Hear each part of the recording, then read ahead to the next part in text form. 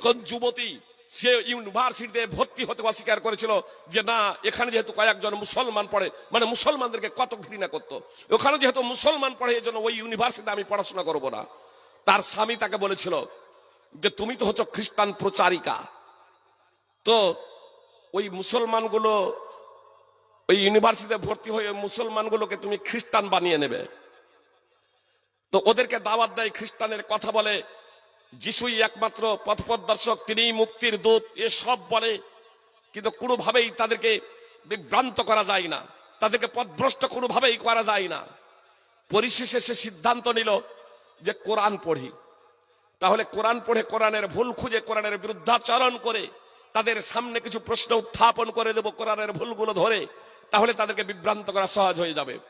কোরআন নিল আর কোরআন পড়তে শুরু করলো। যেমন যেমন কোরআন পড়তে শুরু করে, যেমন যেমন কোরআন পড়তে শুরু করে, তেমন তেমন তার হৃদয়ের প্রশ্নের জবাব যেন সে নিজেই পেয়ে যায়। কিছু জায়গায় বুঝতে সমস্যা হলে তাদের সামনে নানাভাবে তাদেরকে উত্ত্যক্ত করার লক্ষ্য উদ্দেশ্য প্রশ্ন করতে থাকে। পরিশেষে 1977 খ্রিস্টাব্দে সে নিজেই পূর্ণ পরিবর্তন হয়ে গেল কালেমাই শাহাদাত পড়ে। সুপ্রিয় ভ্রাতৃবৃন্দ, ভগ্নীগণ, কথা খুব মনোযোগ দিয়ে শুনবেন। 1977 সালে সে যখন মুসলমান হয়ে গেল, তার স্বামী আদালতে মামলা ঠুকে দিল। কোথায়? যুক্তরাষ্ট্রের আদালতে মামলা। মুসলমান হয়ে গেছে, আদালতে মামলা, আমার মেয়ে দেখে দেবো না, 2 জন মেয়ে রয়েছে তার। আসল মেয়ের 2 জন মেয়ে বলে দিল তার মেয়ে আমি দেব না, আদালতে মামলা ঠুকে দিল। আদালত তাকে নির্দেশ দিল, হয় তোমাকে তোমার পূর্ব ধর্মে ফিরে যেতে হবে, অর্থাৎ খ্রিস্টান ধর্মে ইসলাম ত্যাগ করতে হবে, অন্যথায় তোমার মেয়েকে তোমাকে ছেড়ে দিতে হবে। পথ এখন একেবারে তার সামনে অত্যন্ত কঠিন। হয় তোমাকে মেয়েদের নিতে হলে ইসলাম ছাড়তে হবে, আর তুমি যদি ইসলাম ত্যাগ না করে তাহলে মেয়েদের ছেড়ে দিতে হবে, মেয়েদের প্রতি তোমার কোনো অধিকার থাকবে না। অনেক সময় দেখেন না, ধর্ম আগে না দেশ আগে, অনেক নির্বোধ বলে মানবতা আগে। আরে মানবতার মুখোশ পরে কিভাবে কচি কচি মেয়েদের ধর্ষণ করছে আর তাদের মাংস খাচ্ছে, এটা তুমি দেখছো না?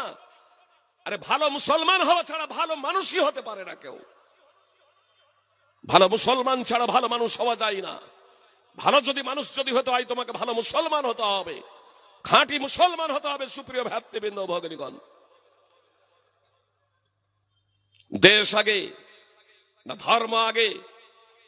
কেউ যদি বলেন, আমাকে যদি প্রশ্ন করে, যে এ খোলাখুলি বলছি, আমাকে যদি কেউ যদি প্রশ্ন করে আমি বলবো আমার ধর্ম আগে।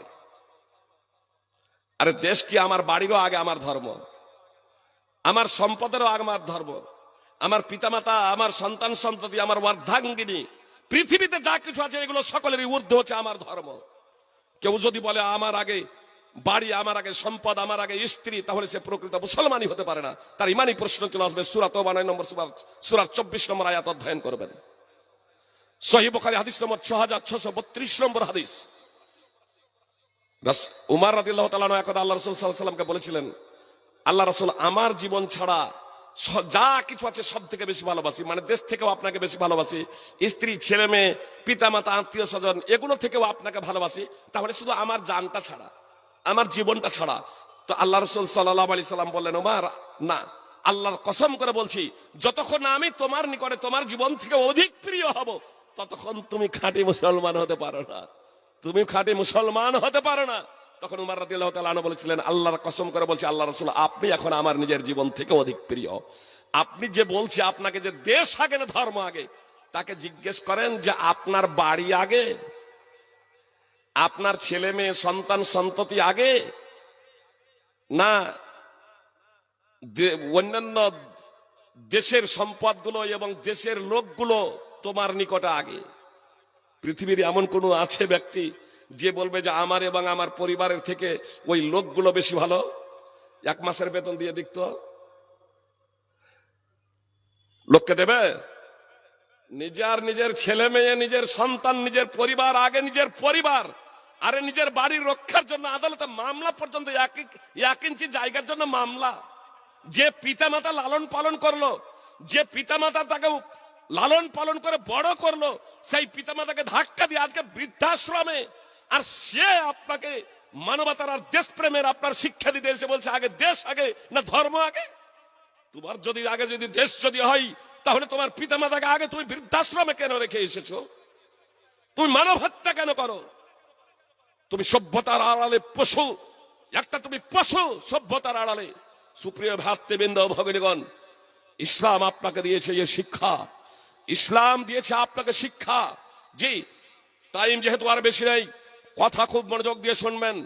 ধর্ম আগে, আর ধর্মের অর্থই হলো জি, ধর্ম যখন আপনার যখন আগে যখন হবে, তখন আপনি নিজের শুধু সম্পদ শুধু নয়, নিজের দেশ বরং অন্যের জন্য আপনি নিজের জীবনকে বিসর্জন দিতে পারবেন।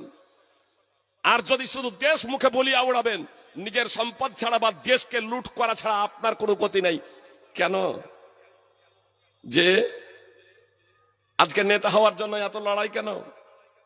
বোম্বাইয়ে আপনার কয়েকদিন কিছুদিন হলো বোম্বাইয়ে আপন পিতা নিজের 6 বছরের মেয়েকে মেরে ফেলেছে। ব্রিজের ওপর থেকে মেয়েকে ধাক্কা দিয়ে নিচে ফেলে দিয়েছে। মেয়েটা মারা গেছে, 6 বছরের মেয়ে। কেন মেরে ফেলেছে জানেন? কেন মেরে ফেলেছে? মানে মহারাষ্ট্রে এই আইন আনতে চলেছে যে দুটোর বেশি যার সন্তান সে প্রার্থী হতে পাবে না, আর ওর ইচ্ছা যে সে প্রধান হবে, ভোটে দাঁড়াবে, প্রার্থী হয়ে ও প্রধান হবে। তো বন্ধুর সাথে আলোচনা করলো, যে পত্রিকাতে তথ্য বের হয়েছিল যে কেন তাকে হত্যা করলো, সব বের হয়েছিল। তো বলছে ওর বন্ধুর সাথে আলোচনা করলো যে আমার তো 3টা সন্তান, তাহলে তো আমি তো আর প্রার্থী হতে পারবো না, কিন্তু আমার ইচ্ছা যে আমি প্রধান হবই। তো বলছে প্রথমে সিদ্ধান্ত নিল যে একটা মেয়ে কাউকে দিয়ে দেব। তখন বললো যে এ তো নথিবদ্ধ হয়ে আছে, আজকে তো আর লুকানো যাবে না। একটা সময় ছিল কয়টা সন্তান এটা বোঝা যায় না, কিন্তু আজকে তো অনলাইন হয়ে আছে জন্ম সার্টিফিকেট। তো এই কচি কাঁচা যারা জন্মগ্রহণ করছে সার্টিফিকেট তো অনলাইন হয়ে আছে, তো আমার তো 3টা হয়ে আছে অনলাইনে। তা আমি যখনই বলবো দুটো একটা কাউকে দিয়ে দেবো দিয়ে, তো এটা তো আর বিশ্বাস কেউ যাবে না, এটা তো আমার উপরে আবার মামলা মোকদ্দমা হয়ে যাবে। তার কারণ মারা গেছে এটা তো বলা যাবে না আমার কাছে নাই বলে। তো সিদ্ধান্ত নিল তাহলে একটা মেয়েকে সরাতে হবে। তাহলে বেড়াতে যাওয়ার নাম করে তাকে মেরে ফেলতে হবে। জি, মেরে ফেলে দিল 6 বছরের মেয়েকে নেতা হওয়ার জন্য। কি জন্য নেতা? প্রধান না হলে কি জীবন চলবে না? দেশের সেবা করার জন্য। নিজের মেয়েকে হত্যা করছে দেশের সেবা করার জন্য না দেশকে লুট করার জন্য। সুপ্রিয় ভাই এবং বোন, দেশকে লুট করার জন্য এরাই মানবতার মুখোশ পরে এবং সভ্যতার মুখোশ পরে আপনাকে সভ্যতার দাস দিচ্ছে, মানবতার দাস দিচ্ছে। অতএব আপনি সাবধান হয়ে যান, সতর্ক হয়ে যান। সুপ্রিয় ভাই এবং বোন, আমি শেষ কথা একটাই শুধু আপনাদেরকে বলবো যে আপনারা প্রকৃত অর্থে মুসলমান হয়ে যান, খাঁটি মুসলমান হয়ে যান। আর যে খাঁটি মুসলমান হবে সেই প্রকৃত দেশপ্রেমিক হবে, ধর্মকে প্রাধান্য দিয়ে। সুপ্রিয় ভাই এবং বোন, আবু শুরাইহ রাদিয়াল্লাহু তাআলা আনহু বলেন, নবী সাল্লাল্লাহু আলাইহি সাল্লাম বলেছেন, ওয়াল্লাহি লা ইউমিন, ওয়াল্লাহি লা ইউমিন, ওয়াল্লাহি লা ইউমিন। আল্লাহর কসম সে মুসলমান নয়, আল্লাহর কসম সে মুসলমান নয়, আল্লাহর কসম সে মুসলমান নয়। রাসূল সাল্লাল্লাহু আলাইহি সাল্লামকে জিজ্ঞেস করা হলো, হে আল্লাহর রাসূল, কে মুসলমান নয়? তখন রাসূল সাল্লাল্লাহু আলাইহি সাল্লাম বললেন, আল্লাযী লা ইয়ামুনু জারুহু বাওয়াইকা। সে মুসলমান নয় যার জুলম ও অত্যাচারে তার প্রতিবেশী নিরাপদ নয়। সহিহ বুখারী হাদিস নম্বর 6016। অর্থাৎ খাঁটি মুসলমান হওয়ার জন্য, পূর্ণ মুসলমান হওয়ার জন্য আপনাকে এমন ভাবে আচরণ এবং ব্যবহার চাল চলন করতে হবে যে আপনার কথার দ্বারা, আপনার কর্মের দ্বারা, আপনার ব্যবহারের দ্বারা, আপনার আচরণের দ্বারা যাতে আপনার প্রতিবেশী কষ্ট না পায়, সে হোক মুসলমান অথবা অমুসলমান। এত বড় দাস এবং পাঠ আপনি অন্য কোথায় পাবেন? একজন নিরীহ মানুষকে হত্যা করার তাৎপর্য হলো সমগ্র মানব জাতিকে হত্যা করা। আর একজন নিরীহ মানুষকে হত্যা করার তাৎপর্য হলো সমগ্র মানব জাতিকে হত্যা করা। আর একজন নিরীহ মানুষকে বাঁচানোর তাৎপর্য হলো সমগ্র মানব জাতির জীবন বাঁচানো। কোথায় আপনি পাবেন এই কথা? আল্লাহর বাণীতে আল্লাহ তাআলা সূরা মাইদা 5 নম্বর সূরার 32 নম্বর আয়াতে এই কথা বলেছেন। অতএব এই পৃথিবীতেই আমরা শান্তি লাভ করতে পারি, সুখ এবং শান্তি উপভোগ করতে পারি, যখন আমাদের অন্তরটা জ্ঞানের দ্বারা জেলে দেব। আর জ্ঞানের দ্বারা এই অন্তর আলোকিত হবে একমাত্র ওহীর জ্ঞান দ্বারা, ওহীর জ্ঞান ছাড়া নয়। এজন্যই আপনি অন্যান্য শিক্ষা অর্জন করুন, ইসলাম বাধা প্রদান করে না। কিন্তু ইসলামের যে মৌলিক জ্ঞান প্রত্যেক সেই সব পুরুষ এবং মহিলা, যুবক এবং যুবতীর জন্য কম্পালসারি, যারা জান্নাতে যেতে চায়, আল্লাহ তাআলার সন্তুষ্টি অর্জন করতে চায়। আসুন, কাশিলা মাদ্রাসা একটা বিদ্যার স্থান, ওহী যেখানে শিক্ষা দেওয়া হয়, কোরআন এবং সুন্নাহ যেখানে শিক্ষা দেওয়া হয়। অতএব আসুন, আপনারা এগিয়ে আসুন, এ মাদ্রাসায় আমরা শিক্ষা অর্জন করি। আমাদের ছেলে এবং মেয়েদেরকে এখানে পাঠদানের জন্য, শিক্ষার জন্য আমরা প্রেরণ করি। সাথে সাথে এ মাদ্রাসার উন্নয়নের জন্য, ছেলে এবং মেয়েদের জন্য, আহারের জন্য আমরা যথার্থভাবে আমাদের দানের হাতটাকে উন্মুক্ত করে দিয়ে পরকালের পাথেও সংগ্রহ করে আল্লাহ তাআলার সন্তুষ্টি অর্জনে ধন্য হই। আমিন। আকুলু কাউলি হাযা আস্তাগফিরুল্লাহ লি ওয়া লাকুম ওয়া লিসাইরিল মুসলিমিন। আসসালামু আলাইকুম ওয়া রাহমাতুল্লাহি ওয়া বারাকাতুহু।